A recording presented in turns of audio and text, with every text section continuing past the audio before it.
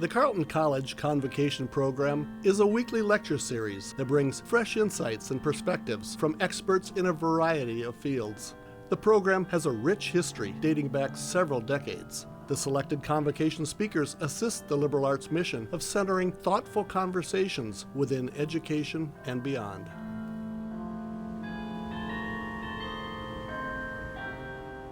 Good morning, everyone. Welcome to the start of our Black History Month Convocation series. My name is Amira Aladitin. I'm a senior biology major with an Africana Studies minor on the pre-med track. I am the co-president of our African and Caribbean Association, on the board for our Pre-Health Association, and a student career assistant at the Career Center. I would like to take the time today to introduce today's convo speaker, Ben Raines. As someone who's always excited to learn about African American history and its richness from past to present, Ben Raines provides the perfect opportunity to do so, given his extensive knowledge and experience. Ben graduated from New York University Tisch School of Arts with a filmmaking degree and is a U.S. Coastal Guard licensed captain.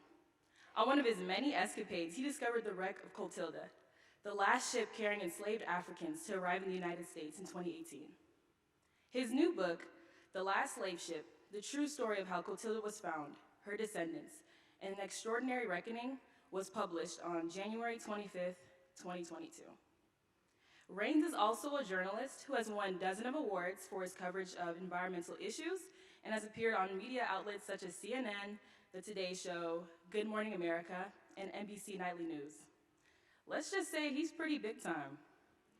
He wrote and directed The Underwater Forest, an award-winning film about the exploration of a 70,000-year-old cypress forest found off the Alabama coast. Roll Tide! I could rant on and on about how cool and accomplished we know Ben Raines to be, but I'll save that for another day. So let's take this time to please welcome to the stage, and of course, Carleton College, Ben Raines.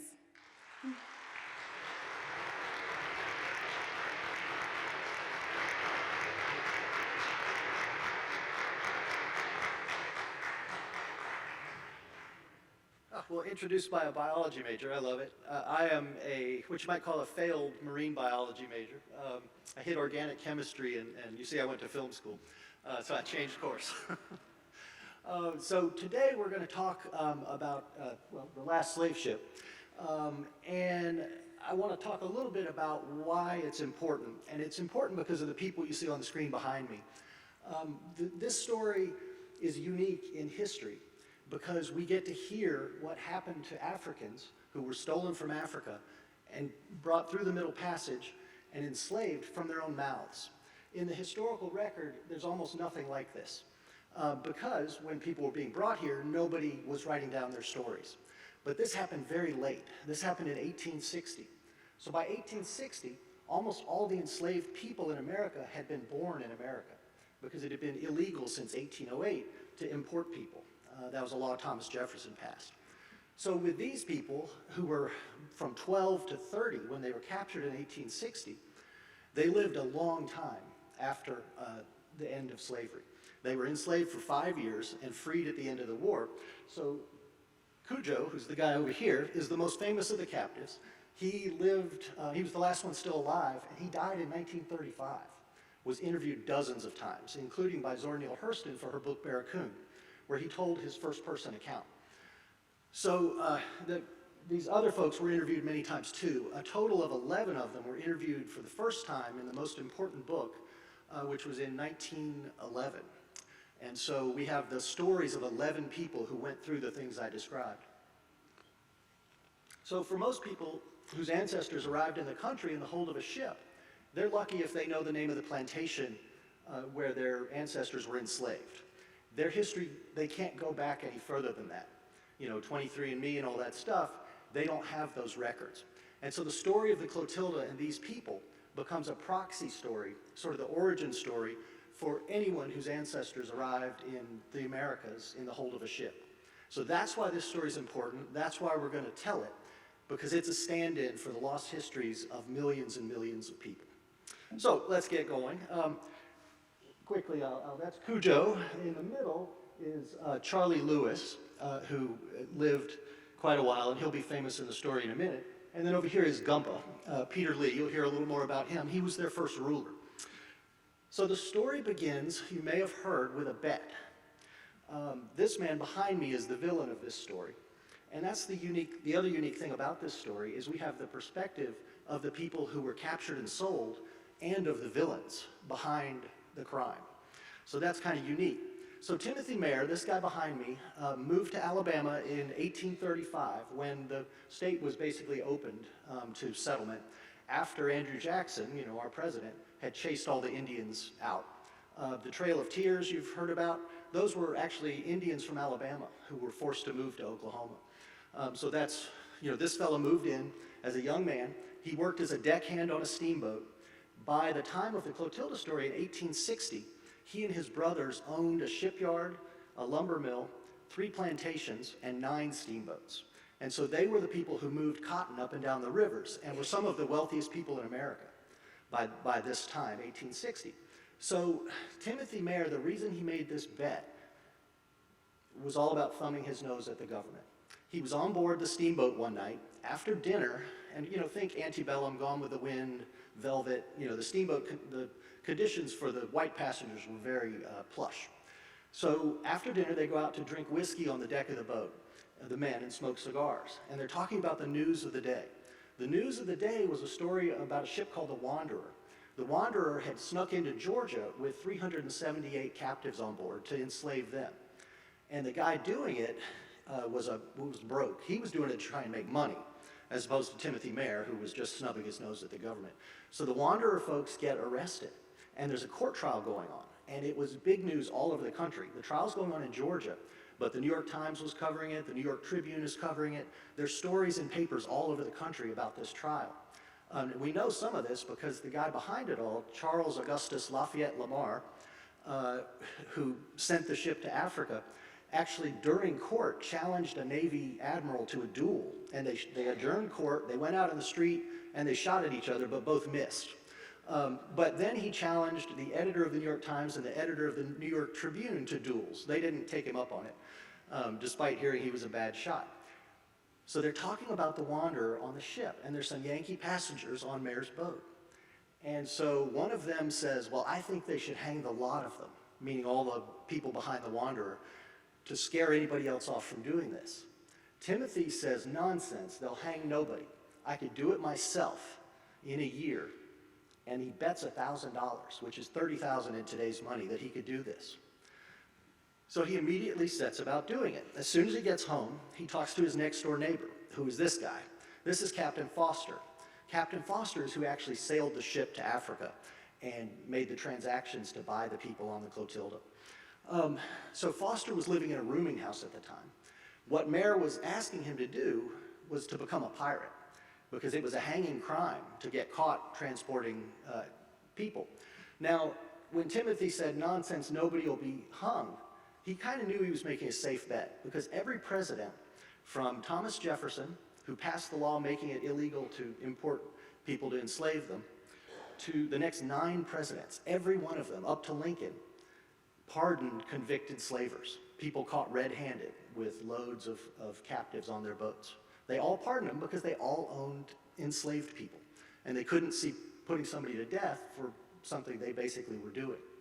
Lincoln was the first person to hang somebody, actually, and the person he hung was caught 2 weeks before the Clotilda made it back to America, which figures into the story in a moment, as we'll talk about it.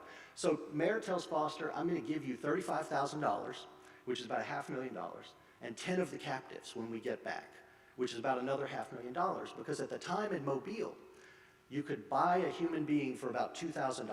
Now this was about 4 times more than you would pay in the northern slave states, Maryland, Virginia, but getting 10 of the captives was the equivalent of another $500,000. So Foster was doing this to become basically a millionaire. So Foster had built the fastest ship in Mobile and one of the fastest ships in the Gulf, and this is the Clotilda. Now this is not actually it, but this is what it looked like. It was a 2-masted schooner. Foster was an excellent shipwright. He was not a very good captain. A lot of what you're going to hear comes from the words of the Africans, but also Foster's journal, which he wrote. And I'll talk a little more about that in the end, because it helps find the ship. but he crashed the ship multiple times on the way to Africa. They almost sank in a hurricane. They had to pull into a port to repair because the rudder had almost been knocked off. When they get the repairs done, he's driving the ship out of the harbor, and this is an 87-foot-long sailing ship, and he crashes into a British ship in the anti-slaving squadron and actually rips the boom and sail off the ship accidentally. And he writes in there, "I was sure that cannon shot was going to come after us, but it didn't, so they got away." So, you know, if you're a boat captain, and I'm a boat captain, you crash into other boats, you're not a very good boat captain. So they have to decide where to go. Well, coincidentally, the Mobile newspaper, which is no longer really in existence, was the longest running paper in the South, 180 years, and no longer prints. I worked for it for many years, so that's a little personal dig at them. Ran an article in 1860 saying, this guy, King Gizu, is back in the business of selling people. And he had been, Dahomey, he was the king of Dahomey. Dahomey was one of the most infamous regimes in world history, one of the most ruthless for sure. Historians say that Dahomey was responsible for capturing and selling about a third of all people who were enslaved from Africa. So we're talking about, you know, millions of people, about 4 million people. The way to think of Dahomey today, it's in modern day Benin. So Benin is about the size of Minnesota, since we're here in Minnesota. Dahomey would have, as a kingdom, would have been about the size of Minneapolis. And it spent 300 years raiding villages around the rest of Minnesota and capturing all those people. And so people were terrified of them, lived in fear of them. They were particularly aggressive. When they went on a slaving raid, they marched with an army 50,000 strong. The British and the French regarded them as the most fearsome military presence in Africa. So that's where they decided to sail, because you could buy a person in Dahomey for $60. And they were selling in Mobile for $2,000. So you could see the math of the trip there. But notice how the king is dressed. He's in beautiful silks. Look at the jaunty hat with the tassels, the matching tassels on the umbrella. He's also holding a hatchet, which tells you a little something about his demeanor. So this is his son. By the time Captain Foster arrives, Gizu is dead, and his son Glele is in charge. And so this is who they interacted with. This is the man who captured everybody who was on the Clotilda. And so this is one of the most unusual aspects of the Dahomeyans. This is a woman, and you notice she's conspicuously holding both a gun and a human head. This is one of the warrior women of Dahomey. They call them the Amazon women. You've seen these women before. The warrior women of Wakanda, Black Panther, were modeled on them. And more recently, the movie The Woman King, the Woman King was modeled on these women. Now, the Woman King casts these women as heroes, which is akin to if you made a movie about the Holocaust and you made Hitler the hero. And I'll explain more. The movie was, oh, I do have a picture of it here, of her. The movie was wildly inaccurate. So what these women did, when they raided a village, the male warriors would surround the kingdom or the village. These were usually fortified, walled kingdoms. You notice they're actually tall logs dug in the ground behind her. You know, she's in a fort. The men would surround the village, covering all the gates. The women would climb over the walls with ladders in the dead of night. They always did surprise attacks. They would spread out all over the village, and on a signal, they would all start dragging people out of their houses and cutting their heads off. When the Dahomeyans attacked, if you were below the age of 12 or over the age of 30, they killed you.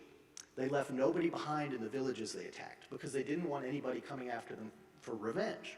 So surrounding Dahomey, there was this ever-growing ring of ghost towns. And this was a big deal. Such a big deal that we have some hints of it today. This is the village of Ganvi, the floating village of Ganvi. In 1704, the Tofinu tribe was afraid they were going to get attacked by the Dahomeyans.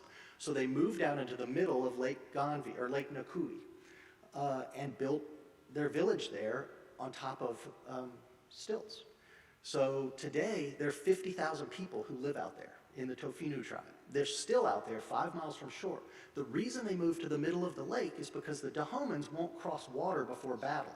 The Dahomeyans won't cross water before battle because their native religion, which is called Vodun, and that's the parent of what we call voodoo here. You know, voodoo came from this region of Benin, which is next to Nigeria, Ivory Coast, Togo. That's where we get voodoo from in the Americas. So one of the tenets of it was, one of their main gods was a sea serpent. And so they would never cross water before battle. And so the Tofino used this. There are also in Benin 1,000 underground villages dating back from that era, where people dug caves in the earth. They would come out and farm in the daytime, and at night they would disappear into these hidden apartments underground. More than 1,000 of them. So this is Ganvi. We're going to take a quick look at a little bit of Ganvi. As I mentioned, there are 50,000 people. The place on this side of the image is actually a hotel and a bar. This is a little drone shot, so you can just get a little flavor of it. It's one of the most fascinating places I've ever been. They call themselves the Venice of West Africa. And it's really extraordinary. This is the school. They built an island so the kids would have somewhere to play soccer and stuff like that. That big boat is the school bus, or one of them. Here you can see the kids in their uniforms. This is a little 5-year-old boy paddling this 30-foot-long canoe. The whole community today subsists on aquaculture. They grow fish in pens all around their houses and all around the community. I mean, it's quite a fascinating thing. They have huge fish markets where they sell the fish to the people living on land. But back to Cujo. So this is him as an old man. This is where he ended up living in Africa Town, which we're going to talk a little more about. He's sitting on the steps of his cabin here. He's 87 years old. This is one of the only pictures of an African who was enslaved. Most of the pictures we have of surviving slaves were people born in America. There's actually film footage of Cujo chopping wood, and it's the only, there's footage of him and one other woman from the Clotilda, and that's the only footage we have of any Africans who were enslaved, and it's silent footage. So Cujo, his village gets attacked, and he always talked about the secrets of the gates. At his house, where he was sitting, he built a fence all the way around his 2-acre property, and he put 8 gates in it, because that was the secret of his village. It had 8 gates. So if the marauders came to the main gate and started trying to bang it down to attack, all the people would run out the other secret gates. But a traitor had told the Dahomeyans about the other gates. So Cujo wakes up in the night, he sees his neighbor's head being cut off. He sees blood everywhere. He tries to run out one of the gates. He runs into the arms of the men who are out there. He cries to them and says he has to go find his mother. And he says, but they've got no ears for crying, and they tied him up. Cujo's mother was almost certainly killed. He and the other captives spent a month together in a barracoon, which is a Spanish word for it's a slave prison. And his mother, none of his family were among the people there. So he witnesses this horrible thing. The reason that the Amazon warrior woman was holding the head, in Dahoman culture, you were not allowed to brag about how many people you killed unless you had their heads. So Cujo in Barracoon actually describes just a grotesque scene where they've been marching for 3 days, and all the soldiers carrying heads on ropes stop and make a huge fire, and they smoke the heads. So if you can imagine, you've just been captured, you've seen your family killed, and then you're witnessing this. When they arrived at the palace walls, this is the palace where he was taken. When they arrived there, the clay walls of the fort surrounding the palace had human bones stuck in them and skulls at regular intervals all the way around. I mean, you can't make this stuff up. It's just incredible, the depravity. So this was the palace. It's still there today, where they brought all the captives. This was to the capital, Abomey, which was set back from the water. The slave port was Ouida. That's where Captain Foster was sailing to. And it was set back so that the slaving nations, Britain and Spain and all, couldn't attack the king. So he was, 60 miles from the water. This is an image in here because the Dahomeyans, which today is today's Fon tribe, do a lot of facial scarifications, and this is the typical pattern, here and here. And so even today in Benin, you can tell what tribe people are from by the facial scarifications. And so, people can look and know, oh, you were the tribe that captured everybody, or oh, you were one of the tribes that got captured. And the government has done a lot of work to try and deal with those rifts, because they're having, just like we're talking about reparations and things here, they have a similar discussion going on there. I would say they've done a better job addressing it in Benin, and I'll explain that in a little bit in a minute. This is the old slave route. And so Cujo and the others, when they went to the palace, they were interviewed. If they had skills like an artist or a baker or something like that, the Dahomeyans would keep them and enslave them themselves. If they didn't, Cujo had trained as a warrior since he was 14. You were sold and shipped away. When I was in Benin, one of the government officials said something to me. She said, you know, people think slavery happened in Africa. No, what happened in Africa was you were taken from your land and your family and sent away forever. You know, slavery was what happened when you got somewhere. What the people in Africa did to each other, she was saying was almost even worse in her mind. So Cujo marched down this road, as did millions of other people, to Ouida, the capital. And when they got to Ouida, they did various things. One was they made all the captives walk around this tree. It's called the Tree of Remembering. And it is actually a beautiful tree with beautiful flowers on it. They would walk them around it 3 times in the belief that when these people who were being sent away forever died in whatever foreign land, their souls would know how to get home to where they were from so that they wouldn't, the ghosts wouldn't be mad at the Dahomeyans for sending them away, which it just sounds nuts, but of course they're going to be mad. So this is the view of the last barracoon that's still in Ouida. When Foster went, he was taken to this barracoon, and he said there were 4,000 people inside waiting to be sold. So the Dahomeyans really industrialized slavery in a way nobody ever had before. We have a journal from 1619, it's called Diary of a Dutch Slave Trader, and he writes in 1619, you could go to most slave ports and get 2 or 3 people in a week. You could go, he says, to Ouida and get 1,000 people in a few hours. And so that's what happened. So they were here for about 3 weeks. Cujo tells this story. It's not in Barracoon, but it's in a newspaper account, interview I read.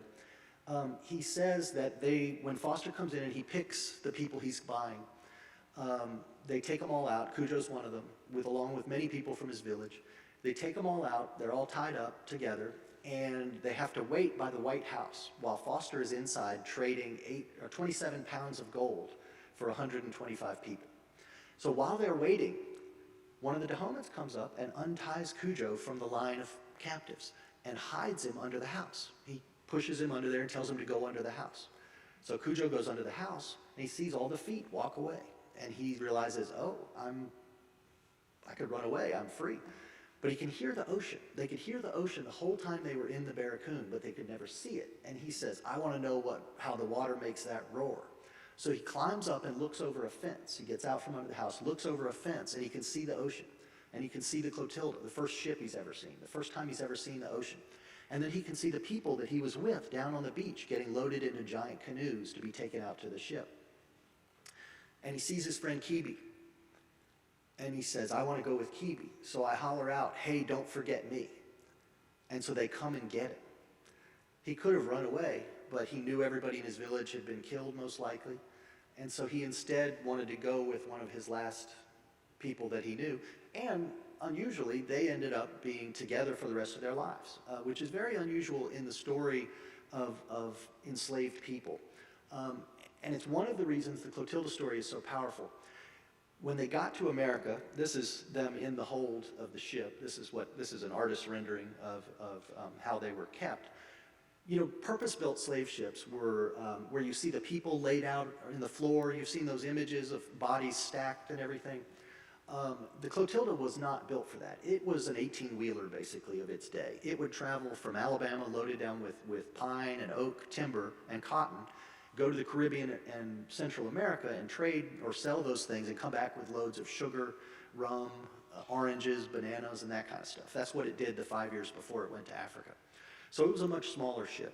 So when it gets to America, one of the unusual things that happened was they couldn't take the people to a slave market because it was a notorious trip. So the Africans all stayed together in small groups. They were spread mostly among 5 plantations. So Cujo was with 20 people he had been on the ship with at the plantation he was at James Mayer's plantation, which was one of Timothy Mayer's brothers. So they got spread to a few neighbors and Timothy Mayer's 2 brothers' plantations. And so Cujo worked on the steamboats and that the mayors owned when he was enslaved. And so he would see all the other Africans at the other plantations. So they were able to keep up with each other. But they were also in these groups. He talked about at the James Mayor's plantation, there was an overseer tried to whip one of the African women in the field. And all the other Africans charged him and took the whip and whipped him with it until more overseers came and chased them away. And Cujo says they didn't try and whip African women anymore after that. But these guys had been trained as warriors, and here they are in a big group, right? So another thing at Timothy Mayor's house, Timothy's wife had selected one of the 12-year-old girls to be a housemaid. And so she had her paid cook, this woman, Aunt Polly, teaching her how to do housekeeping. And she was teaching her how to sweep. Well, of course, the girl knew how to sweep. Africans sweep their yards. And so apparently she was sweeping too vigorously for Aunt Polly. So Aunt Polly hit her, knocked her in the head. And the girl lets out a piercing scream. And we hear this story from Timothy Mayor's house servant, Noah Hart. And he says it was a blood-curdling scream. And then all these screams started coming from the fields. 25 Africans charged into the house carrying the field implements, scythes, shovels, hoes, that they were using in the field, chase Timothy Mayor's wife and Aunt Polly upstairs where they locked themselves in a bedroom. And, the Africans are outside chanting and stuff. But, they stuck together and they fought back. These are the most important elements of why we know so much about them today. This is Cujo at his well. This is him with Abache, one of the other Africans that came over.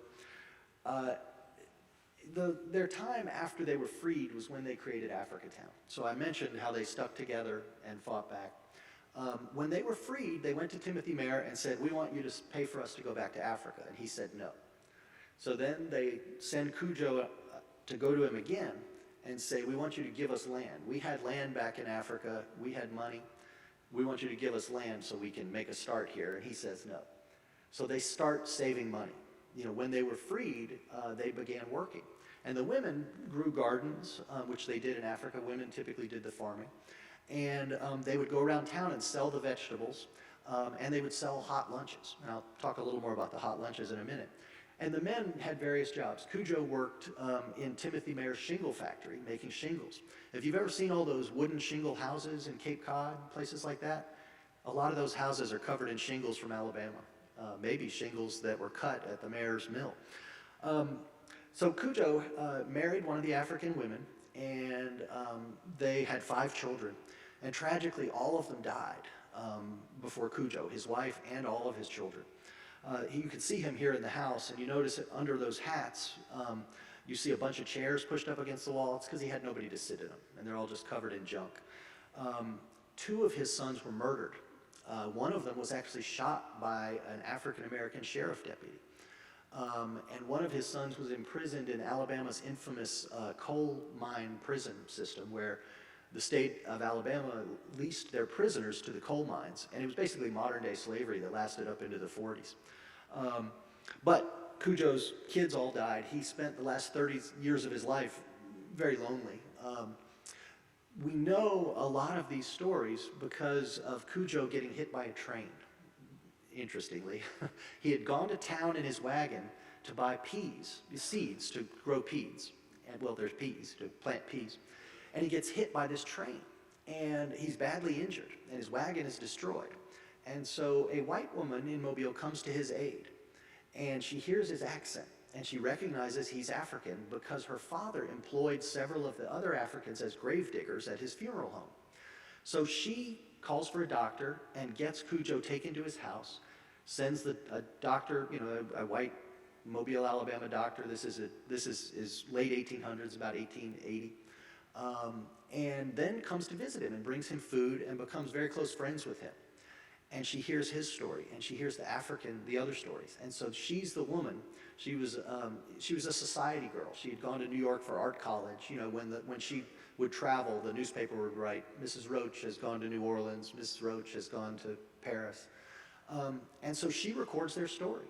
And that's the most important part of the history. That's what drew Zora Neale Hurston to come back and do a whole book based on Cujo's story. So this is where I come into the story a little bit. So I was the environment reporter at the Mobile paper. I had been at this point for like 16 years or so. And my dealings, there was a place called Africatown. And when I moved to Mobile and I heard people talking about Africatown, I thought they were making a derogatory comment. I didn't understand that it was this town the Africans had started after they were freed. And what happened is they saved up their money and then they bought land from their enslavers. And they bought parcels on this hilly little area, all kind of close together. And they built a school for their children. They built a church because the American-born blacks would often mock them for their accents, and they had tattoos and their teeth had been filed and things by their African parents. So they wanted a place they could worship. They'd all become Christian, but away from people laughing at them. And so their town started to thrive. There were about 30 of the Africans that started the town, and it quickly became a beacon, drawing in American-born blacks, because the Africans knew how to be free. They had been business people. They had their families, Cujo was from a market town with a big thriving market. They owned land. They knew how to, they had trades. One of them was a commercial fisherman in Africa. One of them was a furniture maker. So people start flocking to Africatown. By 1910, and I mean people like Booker T. Washington and Zora Neale Hurston, she actually brought Langston Hughes with her to Cujo's house. And Langston, she was in Mobile interviewing Cujo, and she sees her friend, from the Harlem Renaissance, she sees her friend Langston Hughes walking down the street in Mobile. Well, he was traveling through Mobile after speaking at a college in Mississippi, reading poetry. And so imagine, Langston Hughes and Zora Neale Hurston get in her little red coupe. She had a little two-seater red car, and they drive to Cujo's house and hang out with him for a day. Just very cool. So my involvement with Africatown was always, I'd go write about the paper mills there, the sewer plants, or the sewer spills there, and things like that. And I would drive by this painting on the side of the highway of a ship, and it said Clotilda. They actually had the name wrong on the painting. And everybody in town knew that Mobile was where the last slave ship came in. But at that point, I didn't understand this whole story I've told you, that it was illegal, because I didn't know that. So one day, a friend of mine calls me up, and he says, I think you should look for the Clotilda. And I said, is it missing? Because I didn't know the story. I just thought it was where the last ship came in before the Civil War. No. So he tells me the story. Well, the story is, they go to Africa. As soon as the ship left, Timothy Mayer started bragging about what he was doing to everybody in town. So much so that a few days after the ship left, there was an article in the newspaper saying the Clotilda has left for Africa for a cargo of slaves. We wish them good luck.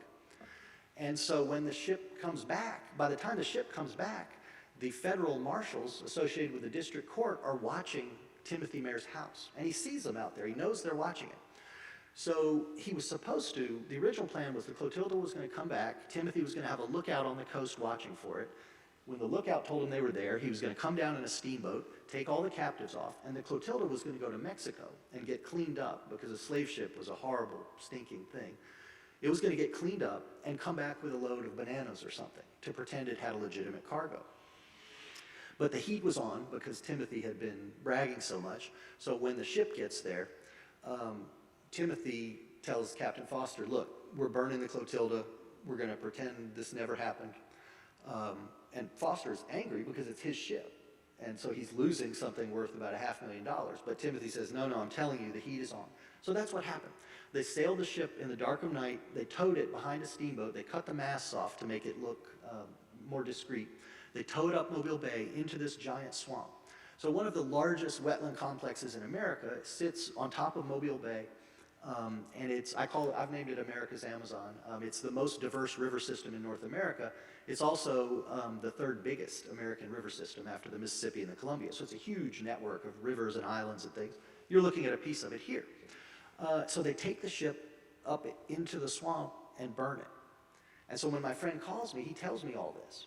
And I say, so you want me to look for a ship that's been missing for 160 years in a 250,000 acre swamp that people have been looking for since the day it disappeared? And he said, yeah.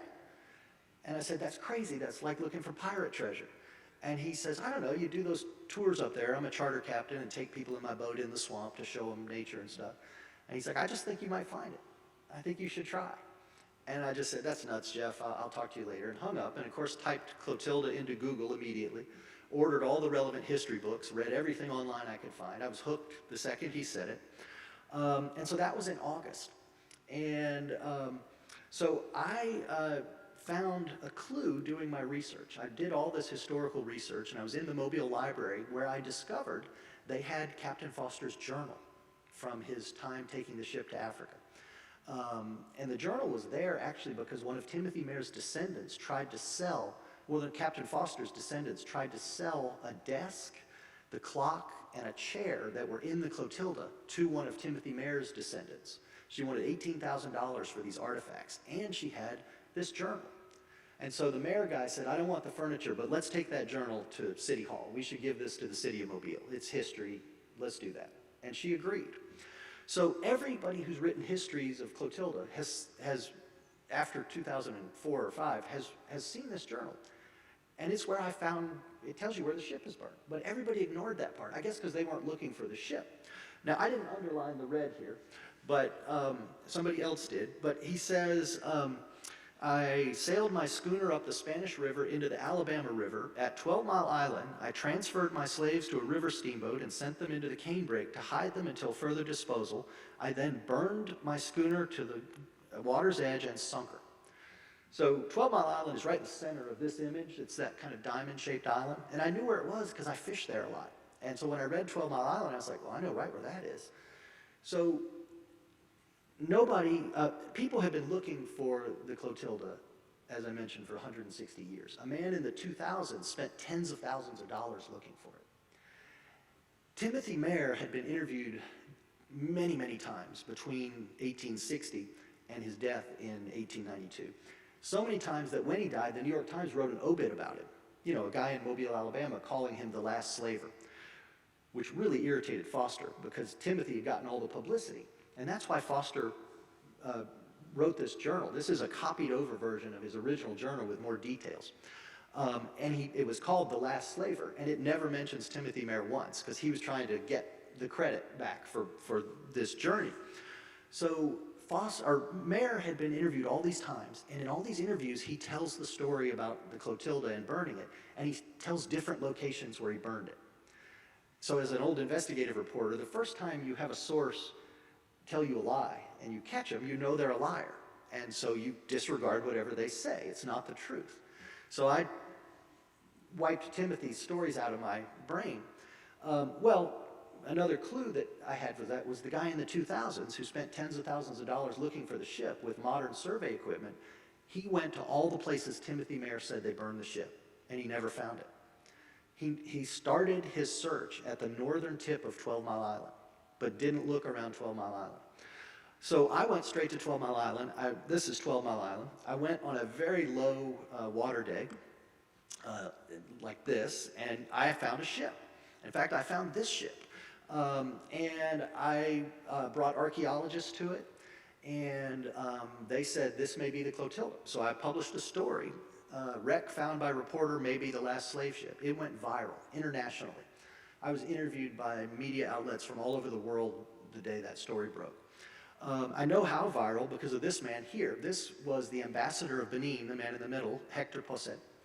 And he, 2 days after the article, was in Mobile seeking me out because the president of Benin had told him to come here and get me to take him to the site so he could do a Vodun ceremony at the site and ask the ancestors to forgive them for selling it. So I took him up to the site, and he actually did this ceremony where he drank, he had a bottle of gin, and he took a big swig of it, and I thought, well, I guess we're going to have a party. But he spews it in the water, and then he starts talking very forcefully at the water, and he's speaking Fon, and so I can't understand him. And so he then is yelling at the water, and then he's crying, and then he has to be taken away because he's so sad. So that night at dinner, I asked him what happened up there, and he said, my father was a prince of Dahomey. I am a direct descendant of King Glele, who sold the people on the Clotilda. My mother was Yoruba, like Cujo. My father's people captured my mother's people and sold them. So I was begging my mother's people to forgive my father's people. And that's that internal battle I was talking about in Benin, right here in this one man. So time goes by, and a fleet of archaeologists come to town to investigate my ship. This is about 2 months later, and they figure out that it is not the Clotilda. So I had to write this article. And we're at a meeting where they're telling the town, the people in Africa time were very excited that the ship had been found, because people had been calling them liars, saying this never happened, there's no ship, you made all this stuff up. So we're in the meeting, and their archaeologists are explaining all the ways the Clotilda is not, my ship is not the Clotilda. So the meeting ends, people are crying, I get up, I leave, I'm thinking, I am never gonna look for the Clotilda again, I'm gonna go home and drink whiskey. And outside, one of the Descendants comes up to me, this woman, Thelma Mabin Owens, who runs the community garden, and gives me a big hug and sings a gospel song in my ear. There's a bright side somewhere, don't stop until you find it. And then she holds me by the shoulders and says, don't give up, Ben, keep looking for it. Nobody else is looking for it, keep looking. And I turn away from her, and two marine archaeologists come up to me and tell me they think I'm on the right track, that Timothy Mayer was lying in all those interviews. They had been hired by the state of Alabama to look in the Mobile River for 2 ironclad Confederate battleships that were intentionally sunk, because the city wants to put them on display. So they found them the first day, because they were right where they were supposed to be, in the river where they were supposed to have been sunk. They were intentionally sunk. So they had 4 more days of ship time. So they said, we searched everywhere in the Mobile River from the port of Mobile to the southern tip of 12 Mile Island. And they used modern survey equipment, which includes a side scan sonar that looks under the, looks at what's on the bottom, a sub-bottom profiler that looks for things buried in the mud, and a magnetometer that looks for metal, because these old ships had a lot of metal. And so right then I knew what I was going to do. The guy in the 2000s had looked everywhere north of 12 Mile. These guys had looked everywhere south, but nobody had ever looked right where the captain said the ship was. And I had another clue. Cujo, in an interview in his 90s, also said 12 Mile Island. Now, he wouldn't have known when he got off the boat that night, but one of the mayors enslaved a Cherokee Indian named James Dennison, and they had taught him to drive steamboats. So the night the Clotilda came in, James Dennison was driving the steamboat that the captives were put on, because the mayors didn't want to get caught driving a steamboat full of Africans. And so James Dennison then married one of the Africans, and he and Cujo were neighbors and friends for the rest of their lives. So of course James Dennison knew 12 Mile Island, and he would have told Cujo. So I left the meeting, and I called the head of marine sciences at the University of Southern Mississippi, because they had a survey boat of the kind you would use to look for this. And they trained students for the oil industry to do remote sensing. So I called them, and it's typically about 10 grand a day to rent a boat with this equipment on it. And I called the guy up, and I say, Monty, will you bring your boat over here and help me look for the Clotilda? And he says, well, what's your budget? And I say, I have absolutely no money. And he laughs and says, okay, we'll do it. And so they came.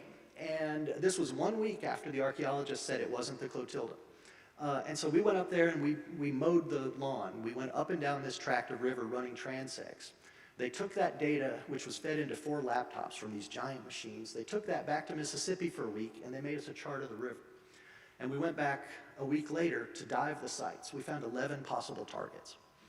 Over the course of the day, we ruled them all out. And so at the end of the day, wet, cold, river's muddy, we're all packing up, and I get my phone out, and I'm looking at the chart on my phone. And I guess I was hoping a ship would jump out at me. And so the dive safety guy who's behind me, looking over my shoulder, says, what's that right there? And I said, I don't know, it looks like a shoe. And he says, not to me, that looks like a ship, let's go there. So we call the lab and get the coordinates to the shoe, which they had overlooked or had ignored because it was so close to the bank. So we go to the shoe, I dive in, nobody else will get in there, and I'm going down, and I keep coming up with logs. And the guys are making fun of me, saying, oh, you found an ancient pile of firewood, And so then I felt something on the bottom that was squared off and cut, hewn lumber. Now, you can't see anything. The river is, you literally couldn't see anything. So I tug on it, and it comes away in my hand. And this is it. This is the first piece of Clotilda to see the light of day in 160 years. By my left hand, you see this big nail. So this is a blacksmith nail. You can see the striations in the metal from bending and banging. So instantly we know we've got something from the 1850s. And it's been burned. And so I called the state and told them, hey, I think I found the Clotilda again. And there was a lot of skepticism. This is Monty with, I just want to show you a picture of him for doing the survey for free. And let's see, this, you're going to actually see the Clotilda come into frame in this shot. So that's the bow coming down at the top of the picture, the pointy thing. And so you can see the sides of the ship very clearly. There's a log laying across it. And so right in the center is, right about here, that's the hold where the people were.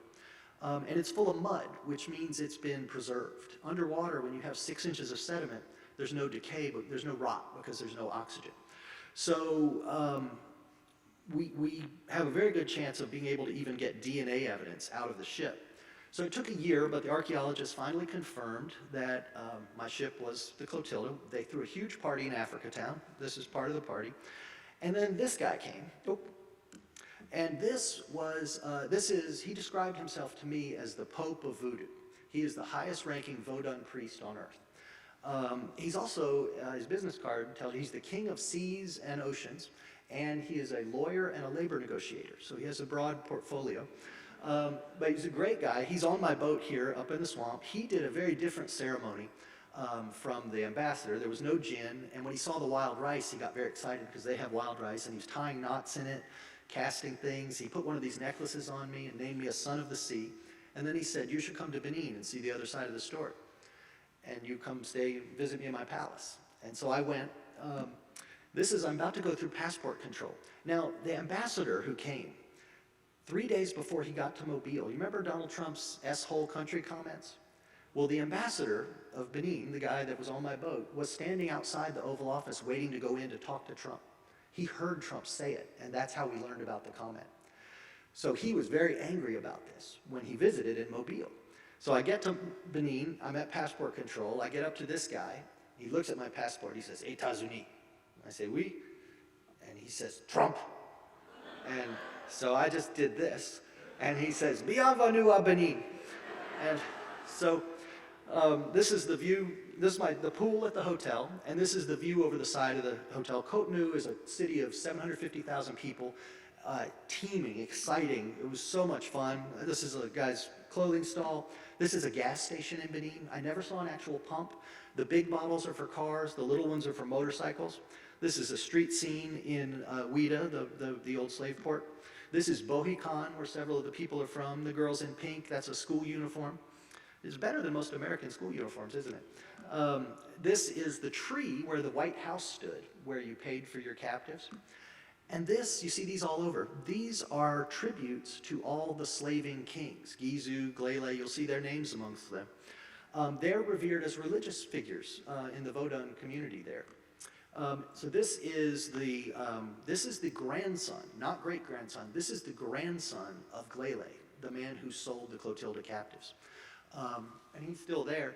When we went to his palace, you have to crawl in on your hands and knees and put your head on the floor in front of him, and then he tells you you can get up. So we did that, and then we all had to sit in a circle around him on the floor, and they brought out tumblers and a pitcher of water. Now in Africa, you're never supposed to drink water that doesn't come out of a bottle you take the top off of. But here I was in the court of Dahomey, and I knew from my history that in the Dahomen court, if you're served water, it's a sign that no treachery will befall you. So I didn't want to risk offending them, and so I drank the water to no ill effect. And then we drank Johnny Walker Black out of the same tumblers and had a great time. I will say King Glele was a really nice guy. You see statues like this all over. This is a Vodun statue. You notice the date is actually 2019, so this was, not an ancient statue. And then you see public art like this. This is the Gate of No Return. And look at the art. You see the people, they're bound, they're gagged. This is in a public park. This is public art there. Can you imagine seeing this in America? And it's because, as Dada Dagbo, who's the Vodun priest, said to me, I'm very proud of my country. We're addressing this problem. We know what happened here, and we're confronting it. We're not hiding. But this is all public art all over town. This statue is to represent all the lost souls who were sold. It's a faceless statue. It's to shame the Dahomens. And this is to represent the Dahomens for what they did. And then you see art like this. This is of course, liberty, freedom. So this is also a descendant of King Glele. This is Mayor Glele, and he's the mayor of Abomey. And I know we're done. This is my last little bit. This is the food, okay? This is fiery red pepper jelly. This is a blackened fish. when the African women were in Mobile selling, they would sell hot lunches at all the factories in town. We're talking the late 1800s here. And they were famous for their stews. And people loved the stews and talked about them. So in Africa, the word for okra today, in Benin rather, the word for okra today is gumbo. The women were making gumbo. We always hear about all the things that came here in the bodies of the enslaved people. And the people on the Clotilda brought all those things. We hear from firsthand accounts, they brought music, they brought religion, they brought dance, they brought cooking. And so you can see these, I'm gonna get me a mojo hand in the song. That is straight out of Vodun. That's what that is. So I'm gonna stop there because I've already gone over time. And I am gonna sell copies of The Last Slave Ship up here. They're $30. I can take money most ways. Cards are very easy. And Venmo, I can do that, and all that kind of stuff, or cash. If y'all want to get a signed book, you're welcome to. But thank y'all. Oh, questions, I forgot.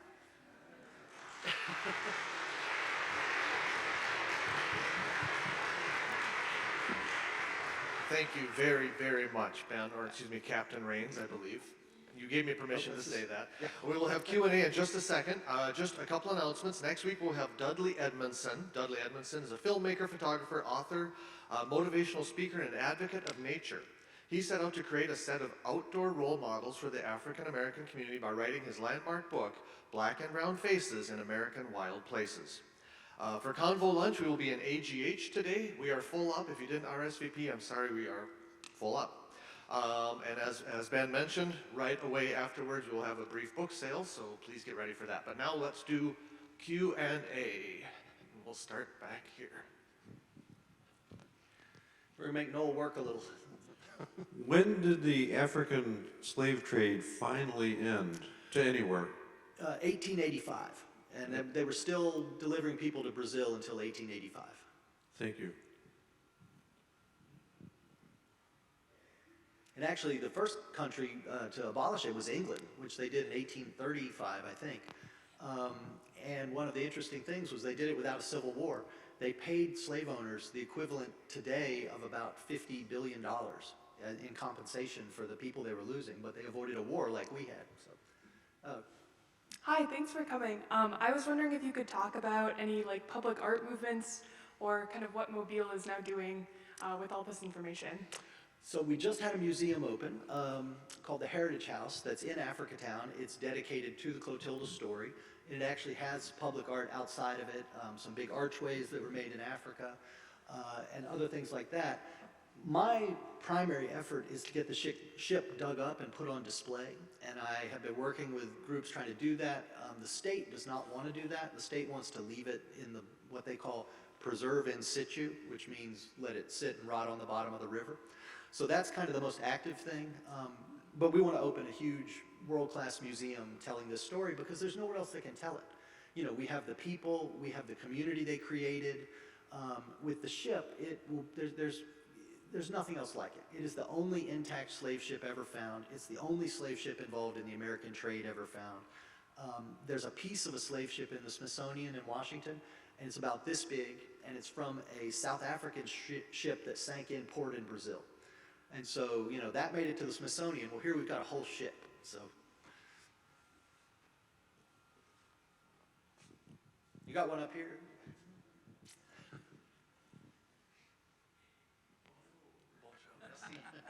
Yeah, I'm Sherif Keita from Mali, and you know, a lot of the slaves were Mandinka people in the hinterland.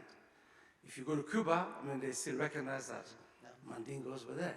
And in the US, the word Mandingo was used for a kind of slave that had a reputation attached to it.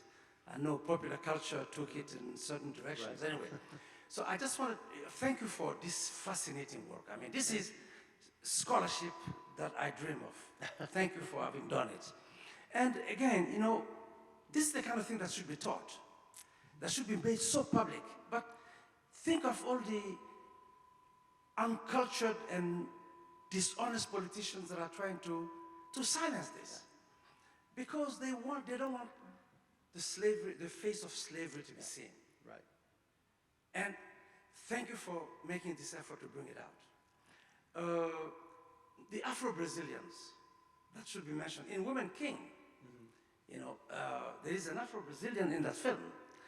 It's almost like a metaphor for the role of the Afro-Brazilians, who today you have names in Benin and Togo and Ghana. Oh, yeah.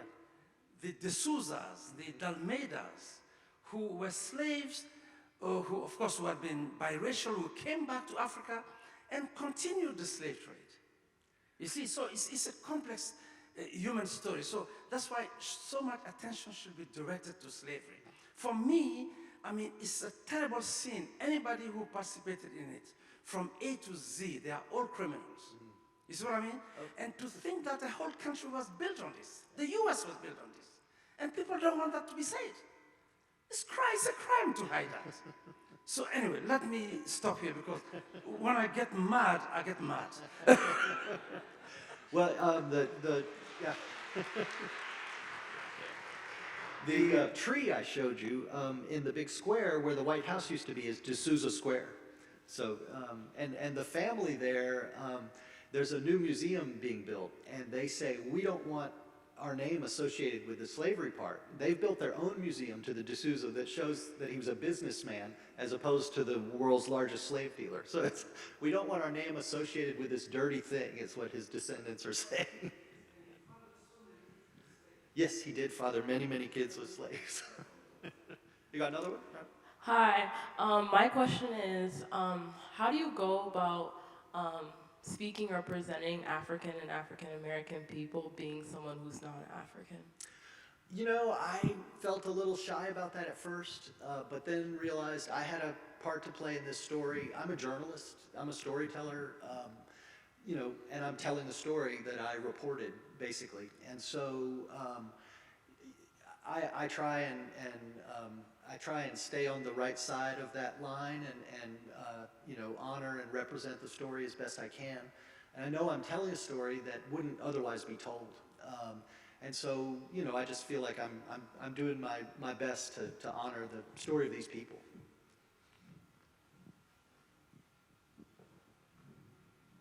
But I was sensitive about that for sure. And I hope I do a good job. So thank you again for coming. So this is about sort of the Barracoon piece in Cujo, which I think is a fabulous book, and everyone should absolutely read it. So Alice Walker sort of discovered sort of the story of Zora Neale Hurston and Cujo. Just want to talk about sort of the reconciliation between this book and Barracoon, where sort of Zora Neale Hurston sort of picks it up and you're carrying it, and how it just was not very well received. Zora Neale Hurston's version of Cujo was not received very well until Alice Walker published it, basically. Well, actually, it languished in the archives at Howard University for 80 years. It wasn't published because the publishers refused to use the dialect she created for Cujo. So in the introduction to my book, I actually start with, I have to thank 4 women for preserving this story.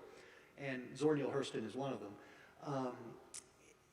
What's fascinating about Zora is she was hired by a sociological group in New York to come to Mobile and interview Cujo, and write an article for their publication.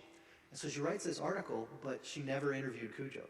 She just stole stuff from other articles, particularly by the woman I was talking about, the Emma Roche, the funeral home person.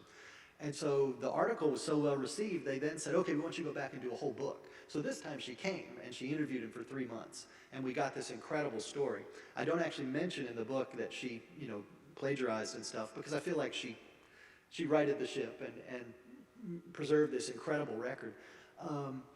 And so, then there were 2 more women who wrote books, and both of them had read Barracoon in the archives at Howard.